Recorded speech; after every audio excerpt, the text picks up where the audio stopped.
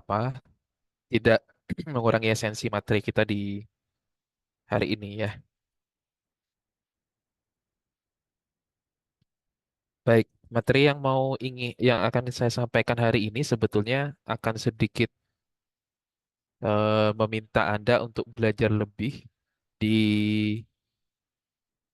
lanjutan penelitian operasional atau operation research gitu. Kalau di Uninus penelitian operasionalnya namanya dalam bentuk bahasa Indonesia penelitian operasional atau operation research dalam bahasa Inggris.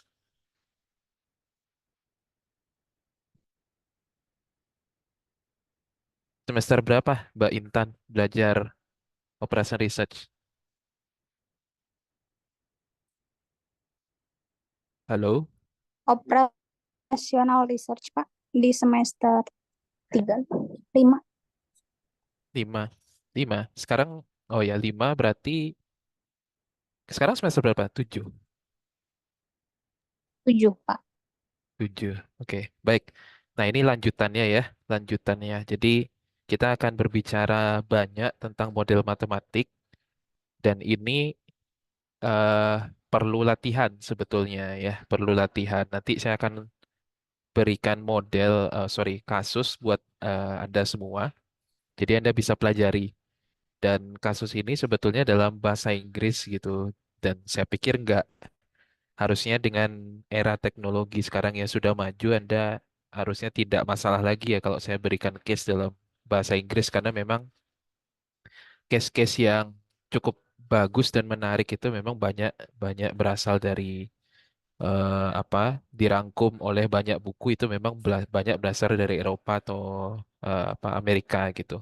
Jadi saya ngambil salah satu kasusnya gitu ya.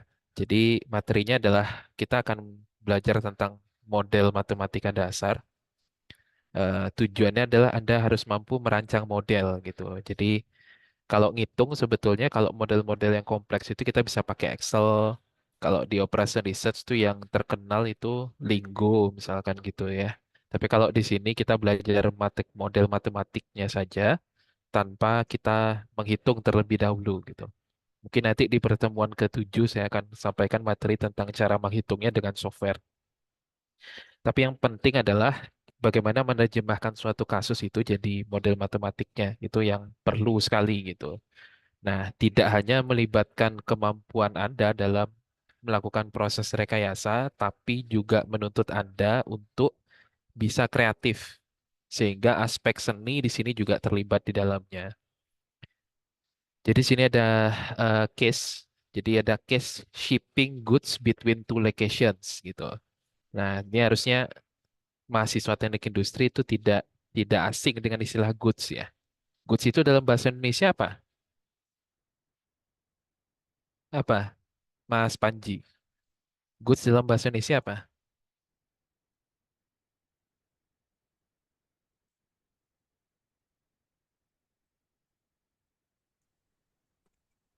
Harus tahu nih ya. Ini di pabrik sering nih disebut nih. Apa goods dalam bahasa Indonesia?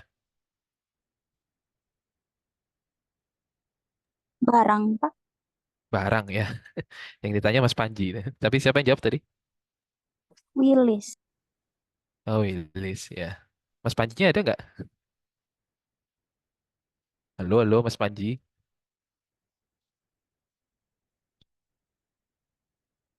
Oke. Ya baik, saya lanjutkan aja. Ya ini goods ini barang ya. Jadi kalau Anda kerja praktik di pabrik itu biasa mereka akan menyebutkan goods ya. Barang itu sebagai goods ya. Kadang produk, kadang goods gitu. Goods itu. Nah biasanya di gudang itu kan juga produk jadi itu kan juga disebutnya sebagai finish goods gitu ya. Finish good itu artinya gudang produk jadi gitu. Nah ini shipping. Ya, jadi kita biasakan sebenarnya bahasa Inggris itu hanya membiasakan saja. Jadi ini shipping, shipping itu pengiriman artinya. Jadi bisa transport, bisa shipping, ya. Shipping juga berarti pengiriman. Ini istilah yang cukup populer di dunia logistik ya. Shipping goods, jadi pengiriman barang between antara dua lokasi. Jadi Anda bayangkan ada dua lokasi, bagaimana kita bisa bikin model matematika pengiriman barang antar dua lokasi gitu. Nah, ini pengantarnya. Jadi ringkasan ya dari case ini. Jadi suatu perusahaan ships itu mengirim mengirim barang goods dari gudang single warehouse itu ada gudangnya hanya satu gitu ya, hanya satu ke berbagai toko retail gitu. Jadi Anda bayangkan ada satu gudang di situ, ada berbagai toko retail di dalamnya, di dalam kasus ini gitu. Pada suatu kota ya. Nah, perusahaan itu ingin mengirimkan ya. Nah, ini Anda bisa lihat ya, transport artinya mengirimkan, shipping juga artinya mengirimkan juga gitu. Perusahaan akan mengirimkan barang ya pada setiap toko gitu, agar toko itu ya menerima barang sesuai yang mereka minta gitu.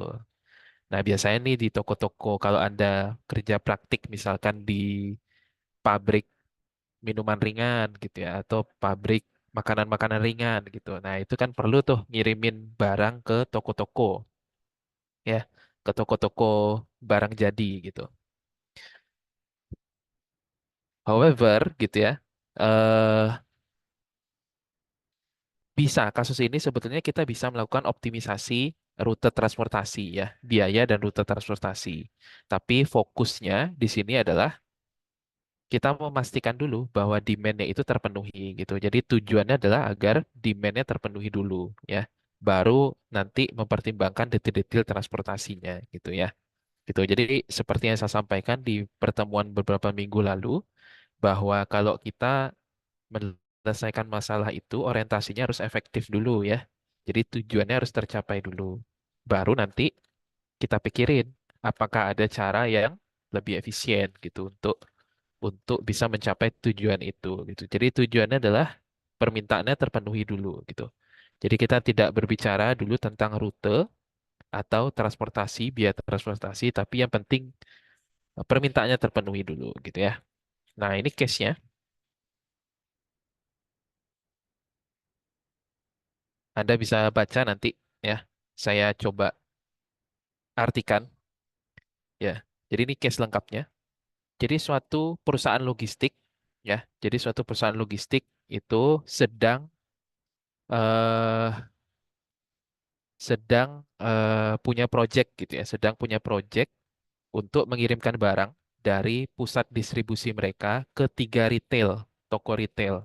Jadi ada satu pusat distribusi ke tiga toko retail yang berlokasi pada eh, beberapa daerah di suatu kota gitu. Katakan misalkan di Bandung gitu. Di Bandung berarti ada beberapa tempat gitu toko retailnya di kota Bandung itu. Nah, gudang saat ini punya 10.000 unit gitu. Jadi di gudang itu ada 10.000 unit barang yang disimpan. Nah, dan setiap toko itu mempunyai demand pasti gitu ya, mempunyai demand-demand yang spesifik. Nah, misalkan toko satu membutuhkan 4.000 unit, toko 2 membutuhkan 3.000 unit, dan toko 3 membutuhkan 2.000 unit. Perusahaan menggunakan truk dengan kapasitas 1.500 unit, ya,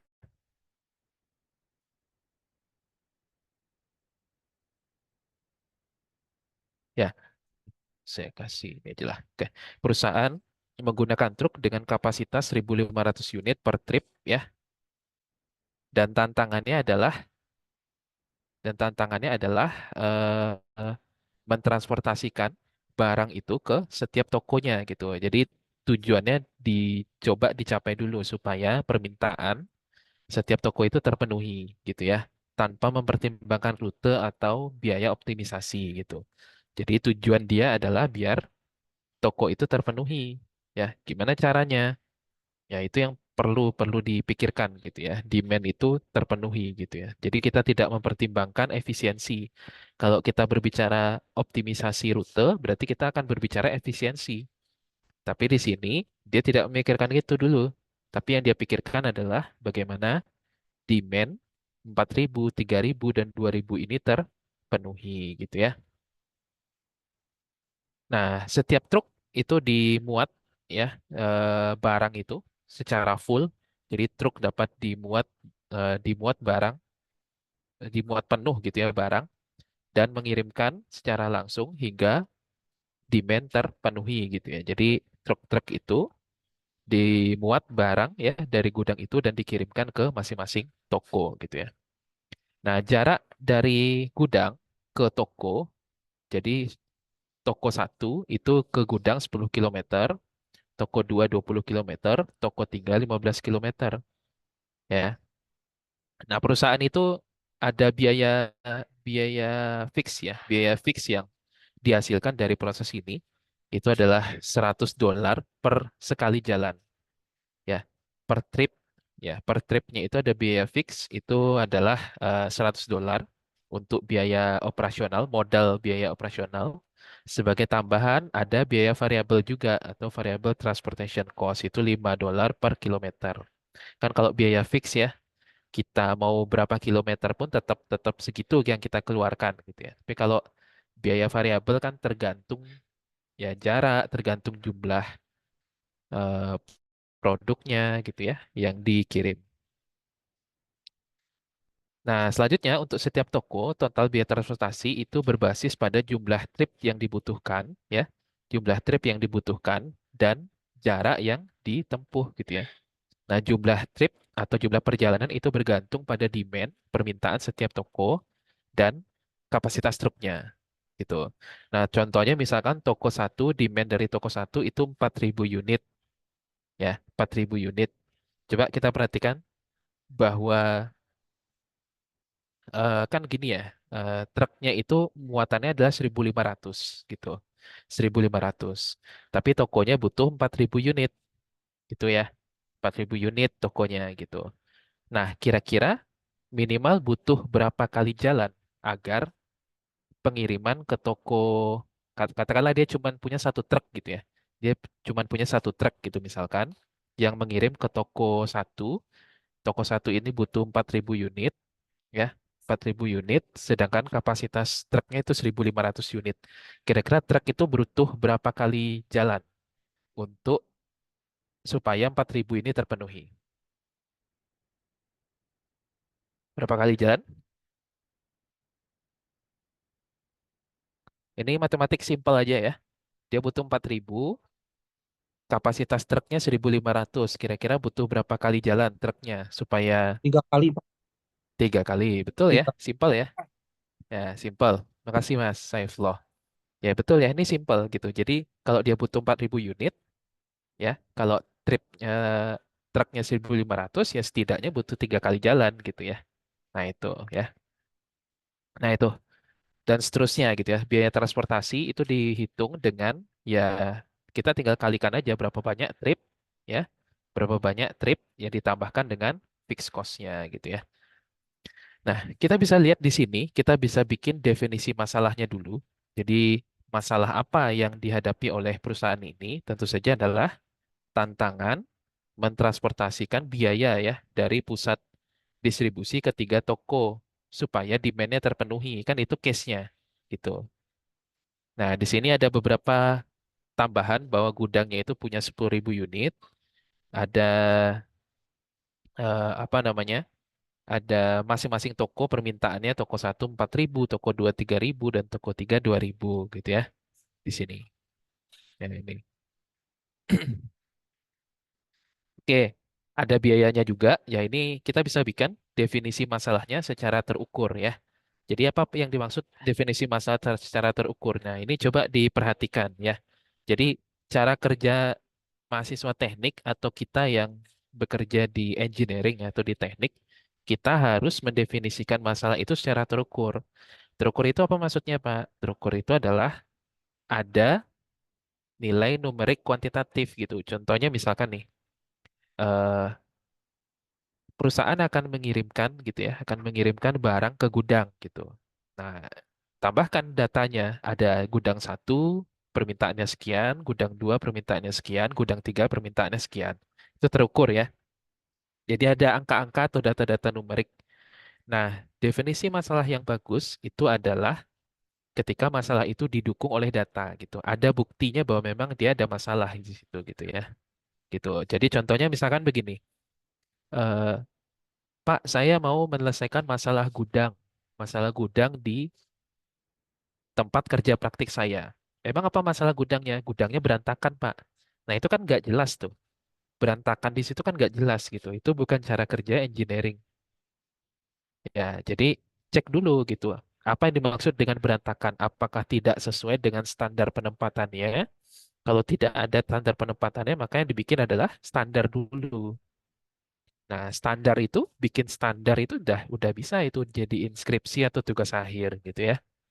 Gitu. Jadi kalau misalkan gudangnya berantakan itu tidak terukur. Tapi kalau kita bilang tidak ada standar penempatan atau misalkan tidak sesuai standar itu baru masalah gitu ya. Gitu. Contoh lagi misalkan produksinya tidak tercapai Pak gitu. Misalkan gitu. Nah, kan saya akan tanya gitu. Memang produksinya berapa gitu. Nah, itu yang terukur teknik tuh begitu gitu. Jadi kalau dia punya target 10.000 dan yang tercapai cuma 9.000, nah itu kan masalah tuh gitu. Ya, itu cara kerja teknik gitu ya. Jadi definisilah masalah secara terukur ya. Nah, setelah itu, setelah definisikan masalah, kita bisa gunakan tools-tools yang sudah kita pelajari di materi sebelumnya. Contohnya di sini 6 elemen masalah. Tujuannya apa? Tujuannya adalah eh tujuannya adalah memastikan bahwa setiap toko retail itu bisa menerima sesuai permintaannya. Itu tujuannya kan jelas tuh ya. Nah, siapa pengambil keputusannya? Adalah logistik manager. Apa kriterianya gitu ya? Kriterianya adalah kemampuan untuk memenuhi permintaan ya.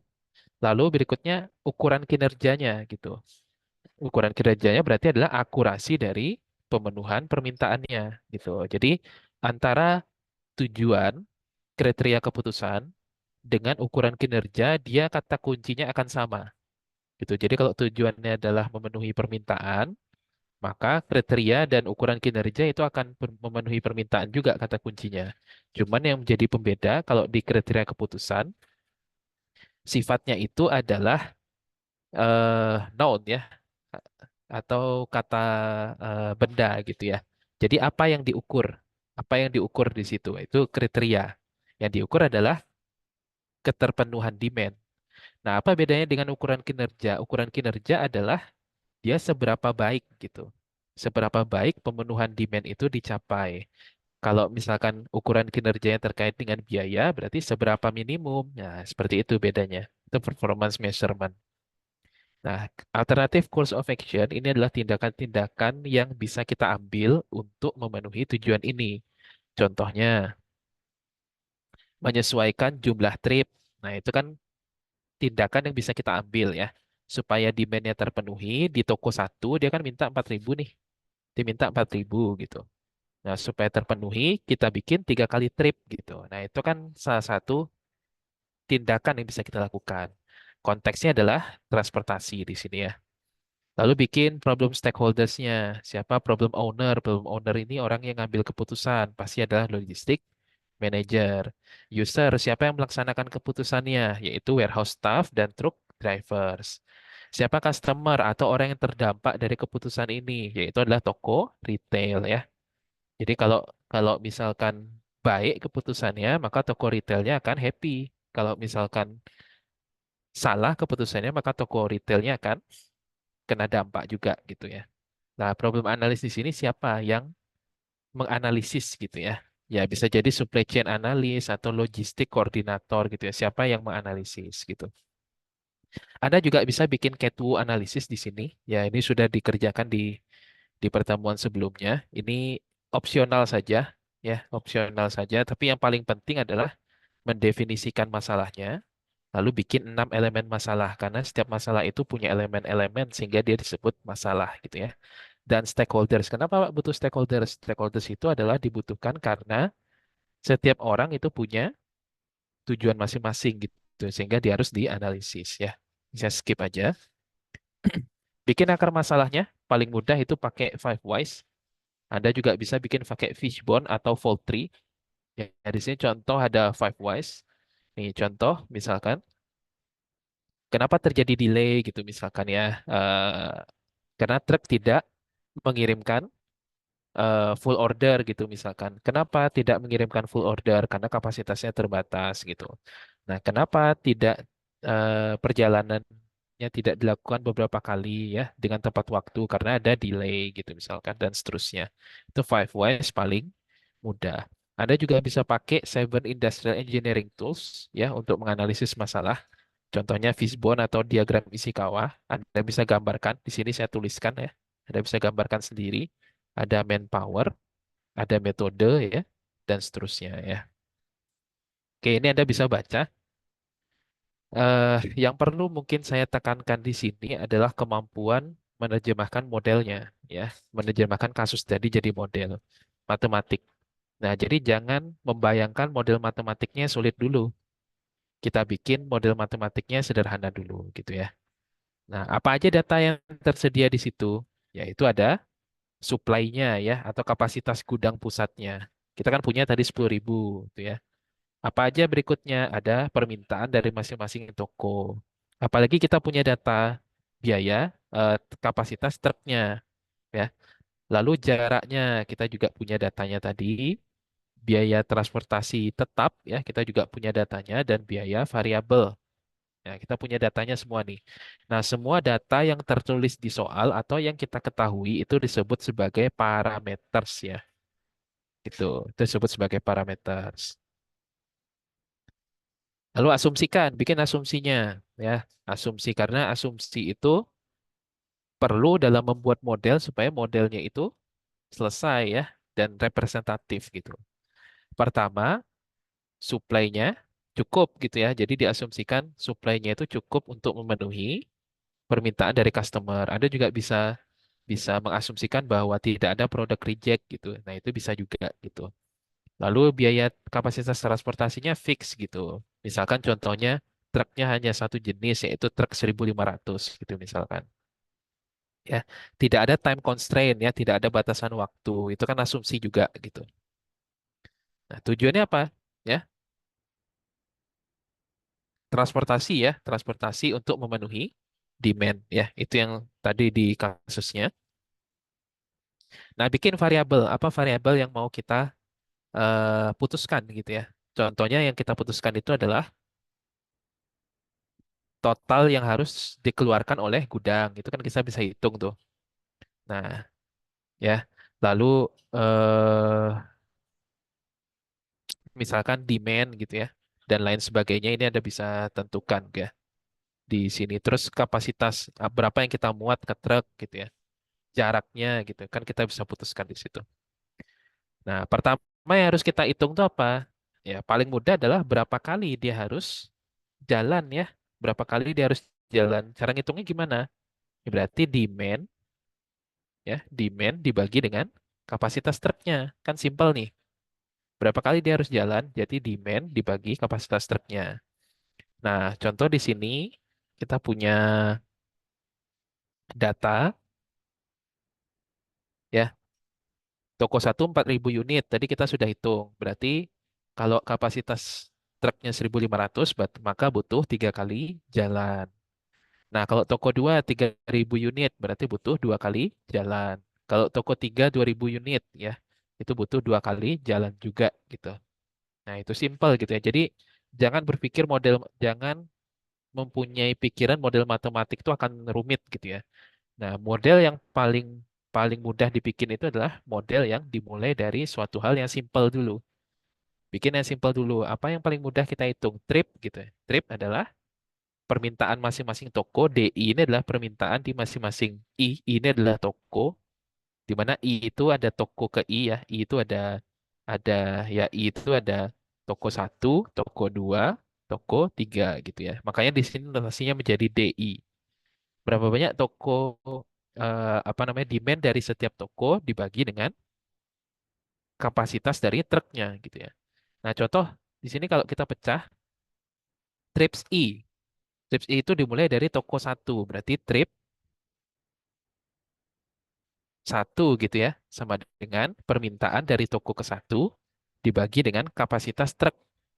Apalagi trip, kalau kita pecah trip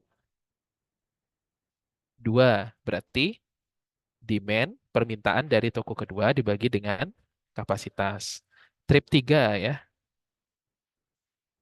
berarti demand dari toko ketiga dibagi dengan kapasitas gitu. Makanya notasinya menjadi seperti ini. Trips I, DI dibagi C. Ya, ini sebetulnya pembagian sederhana aja gitu. Jadi kalau kita mau toko satu berapa kali bolak-balik sih gitu.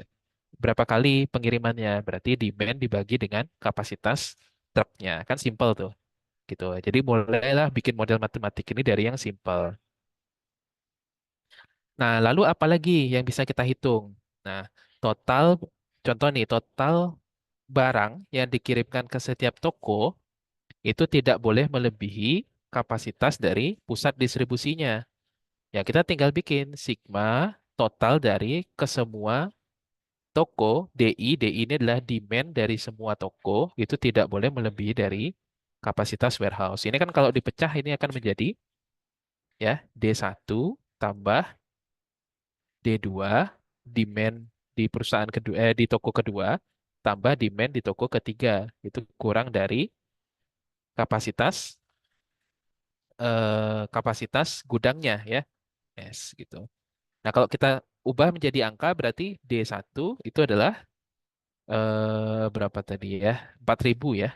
4.000 tambah 3.000 tambah 2.000 ya.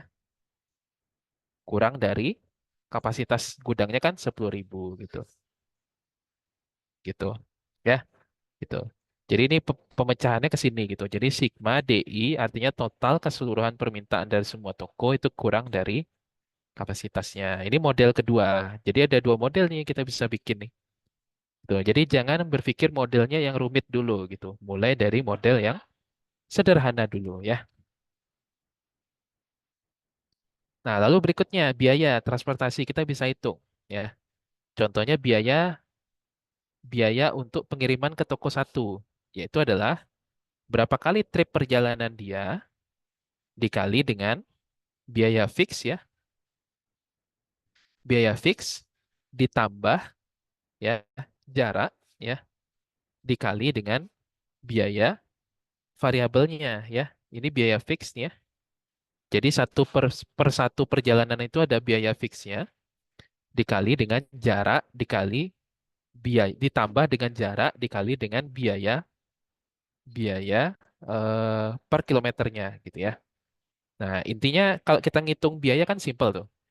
Berapa kali trip ya? Misalkan ada 3 kali trip berarti 3 kali ya dikali dengan biayanya, biaya per 1 kali trip ya. Per 1 kali trip ada biaya apa aja? Ada biaya apa? Tetap, ada biaya variabel. Biaya variabel itu tergantung kilometernya ya. Di situ tergantung kilometernya. Berarti kilometernya berapa kilometer dia jalan ya dikali dengan biaya per kilometernya. Kan ini kan matematik sederhana ya. Gitu. Nah, misalkan untuk 1 kali perjalanan ada biaya tetapnya misalkan $300 gitu misalkan ya. Ditambah jaraknya ada 10 kilometer. Per kilometer jaraknya adalah $4 gitu misalkan. Ya, tinggal tambahkan aja. Terus tambah 40. Total biayanya sekali perjalanan adalah 340. Kalau ada 3 kali perjalanan gimana Pak? Tinggal kalikan 3 saja nih. Hasilnya adalah 10.020 ya. Gitu. Cukup simpel nih. Jadi hitungan biayanya, biaya per sekali trip dikali dengan ya. Ini untuk sekali trip perjalanan dikali dengan berapa kali trip dia berjalan untuk toko satu. Toko dua berarti berapa kali trip perjalanan toko dua eh, dikali dengan biaya untuk 1 kali trip ke toko dua gitu ya. Nah, ini ada contoh perhitungannya. Anda bisa lihat di sini. Ya, jumlah trip toko satu 4.000 dibagi 1.500 berarti dibulatkan jadi 3 trip. Toko 2 3.000 kali bagi 1.500 sama dengan 2 trip. Toko 3 2.000 dibagi 1.500 sama dengan 2 trip gitu ya. Total biaya transportasinya ya contoh ke toko satu ya ke toko satu berarti 3 kali 100 tambah 10 kali 5 totalnya 450. Biaya kedua biaya 1 kali trip ke toko 2 dikali banyak perjalanannya totalnya 400 toko ketiga 350 gitu ya. Ini cukup simple ya. Ini model matematik dasar yang mungkin eh, ingin saya kenalkan kepada Anda. Kita tidak usah berbicara tentang model optimisasi terlebih dahulu ya, karena saya yakin Anda akan kesulitan memahaminya. Jadi coba membuat model matematik itu dari hal yang sederhana gitu ya. Pak, kalau saya pengen hitungnya itu berbeda dengan Bapak gitu misalkan. Saya memasukkan aspek misalkan truknya ada dua jenis Pak, gimana? Ya boleh aja gitu. Silahkan gitu. Tapi pada dasarnya kalau kita merancang model itu mulai dari yang sederhana dulu gitu. Ya, jadi rumus-rumus ini tidak mesti sama dengan yang saya bikin ya. Anda bisa punya persepsi sendiri. Makanya di sini disebut sebagai seni memodelkan. Dalam pemodelan sistem itu juga melibatkan aspek kreativitas dan seni. Ya, contoh lagi Pak, Pak saya nggak mau apa saya untuk lambang ini T ini, misalkan ya, saya mau biayanya lambangnya C Pak, nggak mau T gitu misalkan ya. Saya mau lambang biayanya C, boleh nggak Pak? Boleh, silakan gitu. Jadi lambangnya pun tidak mesti sama dengan saya. Saya mau jaraknya itu tidak D, Pak, tapi misalkan pakai J jarak gitu. Boleh aja, silahkan gitu. Gak ada masalah gitu ya. Jadi tergantung kreativitas kita masing-masing. Nah, even ya, bahkan ketika mungkin model yang Anda bikin itu berbeda dengan yang saya bikin, itu diperbolehkan selama selama modelnya itu memang representatif atau bisa dipakai untuk menghitung kasusnya gitu ya. Kan setiap perspektif orang kan beda-beda gitu ya. Gitu. Jadi ada yang mungkin dia pola pikirnya menggunakan pendekatan A. Saya misalkan menggunakan pendekatan A. Anda mungkin menggunakan pendekatan B dengan kreativitas Anda masing-masing. Itu boleh gitu. Nah, gitu. Jadi uniknya pemodelan sistem ini begitu gitu. Jadi Anda membuat model matematika atau rumus nih, tapi rumusnya adalah rumus yang sederhana gitu ya. Gitu. Nah, bisa dipahami di sini? Apakah ada yang ingin ditanyakan?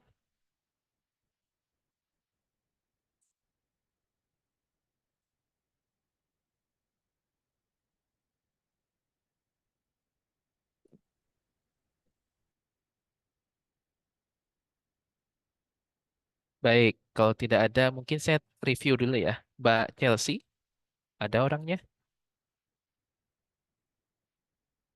Halo, halo. Mbak Chelsea ada orangnya?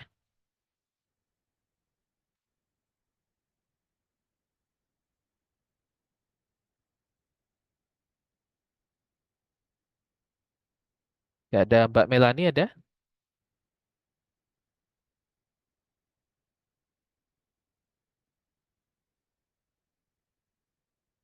Tidak ada. Mbak Fitri?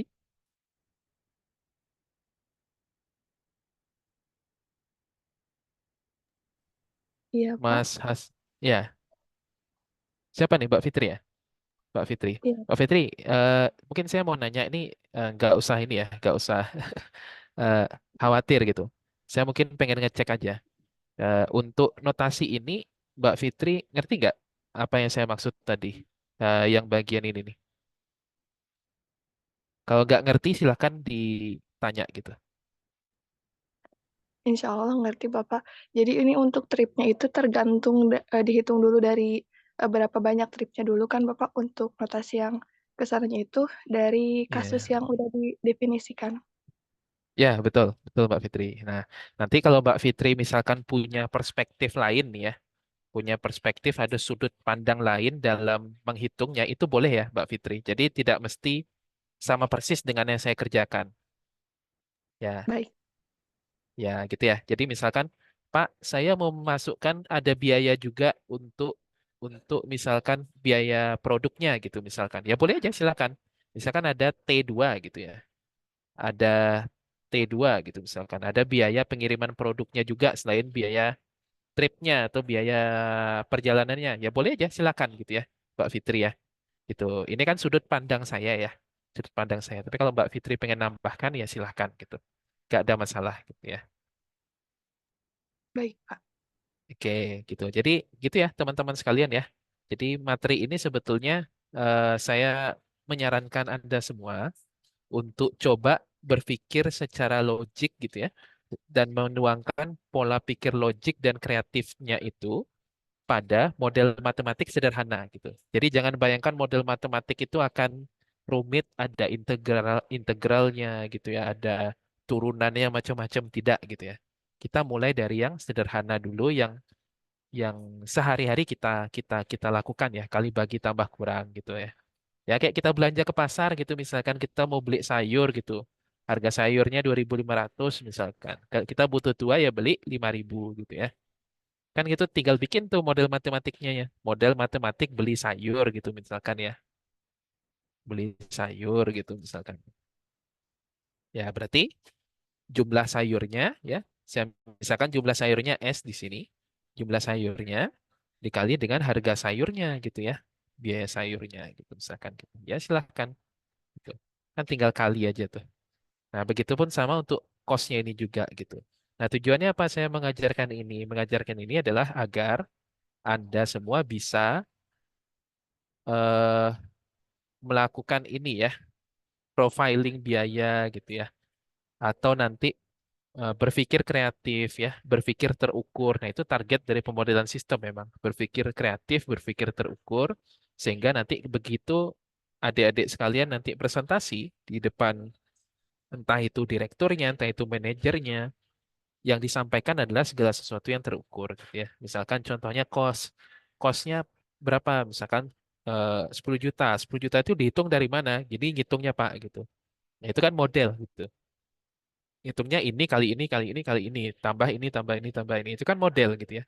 Gitu. Jadi jangan berpikir model matematik itu kita akan rumit banget gitu. Jadi tidak gitu ya. Nah, nanti akan ada case dari saya ya.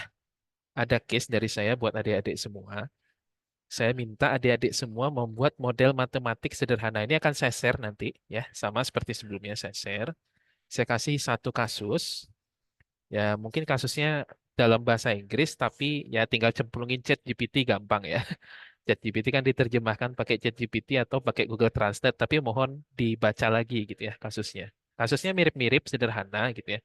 Saya minta adik-adik sekalian bikin model matematik, gunakan imajinasi, gunakan creative thinking ya, creative and critical thinking adik-adik sekalian untuk membuat model matematiknya gitu ya. Bikinlah model matematiknya yang sederhana kali bagi tambah kurang gitu ya untuk bisa menyelesaikan kasus dari saya ya. Oke, ada yang mau ditanyakan? Itu materi kita hari ini ya. Ini butuh latihan sebetulnya. Nggak ada. Cukup ya? Baik, baik. Nah, nanti di Google Classroom silakan dicek. Seperti biasa, ada kasusnya dari saya, materinya saya share juga nanti ya. Silakan dikerjakan. Kalau misalkan ada yang ingin ditanya atau tidak mengerti, silakan chat di grup WA ya. Silakan chat di grup WA. Nanti akan saya respon ya. Gitu. Bisa dipahami? Baik, Bapak. Berarti untuk kasusnya itu bukan kasus yang sebelumnya kita kerjakan ya, Pak, tapi dari kasus yang Bapak buat gitu, Pak. Ya, betul. Dari kasus yang saya bikin. Nah, minggu depan nanti di pertemuan terakhir baru kita akan pakai kasus model matematik, tapi untuk kasus di masing-masing yang adik-adik kerjakan di kerja praktiknya atau mungkin di magangnya gitu ya. Nah, sekarang kasusnya sementara dari saya dulu. Ya, karena kalau di industri kita ngambil kasus kan rumit ya. Rumit, agak sedikit lebih rumit gitu. Misalkan kita ngitung stok gudang. Ada nggak yang magang di gudang di sini? Gudang material, bahan baku. Ada yang magang di ini, di gudang bahan baku? Atau sedang kerja mungkin di gudang bahan baku? Nggak ada ya. Rata-rata kerjanya di mana? Di bagian apa? Sorry, di bagian apa di pabriknya? Penjamin mutu, Pak. Jamin mutu. Ya, oke. Produknya apa? Tadi siapa yang jawab? Sorry, Mas Samsudin. Obat-obatan, Pak. Obat-obatan. Oke, baik. Obat-obatan lagi tuh. Eh, regulasinya banyak kan ya obat-obatan. Ya, oke. Biasanya kalau obat-obatan apa yang biasa kita hitung? Masa kadaluarsa. Ya, masa kadaluarsa. Itu kan masa kadaluarsa tuh pakai hitungan tuh ya, hitungan matematik tuh ya. Diajarin ngitung masa kadaluarsa, Mas Samsudin. Jadi saya ditempatin bukan di divisi itu Pak, tapi beda lagi. Saya ditempatinnya di divisi building management system Pak. Jadi untuk mengatur suhu ruangan agar agar sesuai standar yang telah ditentukan oleh tim QA Pak. Oh ya, oke, baik. Oke, berarti ya oke. Berarti tidak menyentuh langsung ke ini ya, ke laboratorium penjaminan mutunya ya. Tidak Pak. Ya, oke, baik. Ya, itu kan kalau kita mengatur suhu ruangan itu juga ada model matematiknya tuh, ya. Ada model matematiknya bisa tuh. Terus misalkan apa namanya? Misalkan kaitannya dengan biaya kan itu bisa juga tuh ya. Atau mungkin kapan ruangan itu harus dinyalakan gitu ya. Kapan harus di set up ulang gitu ya. Kapan harus di set up ulang, kapan harus berapa kali gitu. Itu kan kita bisa masukkan model matematik gitu ya. Ya oke itu satu satu contoh gitu misalkan. Yang diproduksi ada nggak? Yang diproduksi Ada, Pak. ada. Mbak Fitri produksi apa? Kebetulan Fitri di bagian desain manufacturing, produksi mesin stamper, Pak. Oke baik. Nah itu kan juga juga artinya manufaktur perakitan atau materialnya juga juga termasuk dibikin di pabriknya. Nggak apa-apa kalau materialnya didatangin dari itunya, Pak, dari pepasok. Jadi kita Supplier tinggal ya. masin ya, tinggal machining, udah selesai machining pengelasan, baru dirakit. Oh, oke, baik. Ya, itu juga bisa ya dihitung model itu kan lebih rumit juga model matematiknya tuh. Contoh kita apa? Apa dulu yang harus dikerjain gitu ya, prioritas pengerjaan gitu. Terus nanti belum ada laju cacat gitu misalkan atau mungkin remanufacturing itu kan cukup kompleks tuh gitu. Jadi, nah itu contohnya ya. Kalau di inventory yang paling kelihatan itu adalah reorder point ya. Reorder point tuh paling kelihatan banget tuh. Cara ngitung reorder point. Kapan kita harus pesan kembali. Kita nggak boleh pesan barang itu atau material itu saat stok gudang kita kosong gitu. Nggak produksi kita nanti gitu. Jadi pesannya harus pada titik tertentu sehingga begitu gudang kita habis, raw materialnya datang gitu. Nah, itu kan butuh model matematik yang sedikit lebih kompleks gitu ya. Tapi sebelum kita masuk ke situ, mungkin kita mulai dari yang sederhana dulu ya. Tujuannya biar adik-adik semua apa terbiasa ya berpikir kreatif, keluar critical thinkingnya gitu ya, dan keluar kemampuan berpikir secara terukur gitu ya. Berpikir secara terukur gitu. Jadi nggak apa nggak polisi aja yang melakukan tindakan dan tindakan secara tegas dan terukur gitu kan polisi kan bisa gitu ya. Anak teknik pun juga gitu ya. Tindakannya juga terukur gitu. Nah gitu. Baik, itu ya materi hari ini. eh Sebelum saya tutup, mungkin ada yang mau ditanyakan dulu terkait case-nya atau mungkin materinya. Silakan.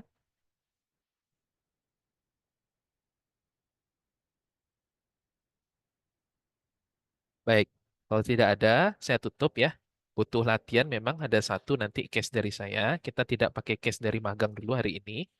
Nanti di pertemuan ke-7 baru nanti saya akan minta adik-adik sekalian bikin itu.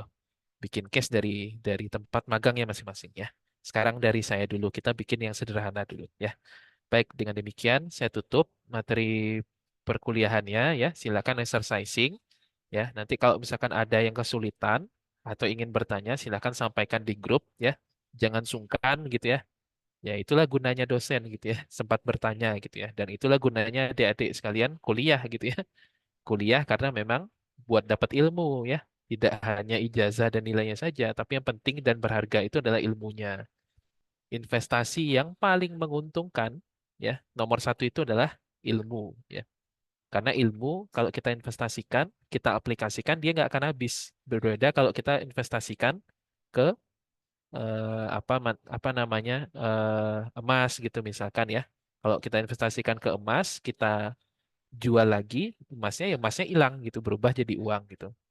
Dan kalau dengan ilmu kita punya kemampuan, lalu nanti ilmu kita dipakai orang, ya ilmu kita nggak berkurang, malah bertambah gitu ya. Maka investasi paling pertama itu adalah ilmu gitu ya. Yang kedua baru properti gitu ya, logam mulia dan seterusnya itu. Tapi investasi paling menguntungkan pertama itu adalah ilmu gitu. Ya, jadi silahkan ditanya gitu ya, supaya nanti bisa bisa selesai kendala adik-adik sekalian masing-masing gitu. Itulah gunanya kami sebagai dosen gitu ya, buat buat memfasilitasi adik-adik sekalian. Ya, termasuk kalau ada case-case dari industri yang mungkin membutuhkan pandangan dari kami sebagai dosen, silakan disampaikan gitu ya. Silakan disampaikan. Misalnya ada project dari pimpinannya gitu ya. Misalkan mau disuruh bikin standar atau disuruh ngitung sesuatu, ya boleh aja. Silakan bertanya di grup itu gitu ya. Nah, nanti insya Allah akan kita coba fasilitasi dan bantu ya. Saya tutup kuliahnya. Selamat siang ya. Selamat berakhir pekan ataupun melanjutkan aktivitas berikutnya. Assalamualaikum warahmatullahi wabarakatuh. Waalaikumsalam warahmatullahi wabarakatuh.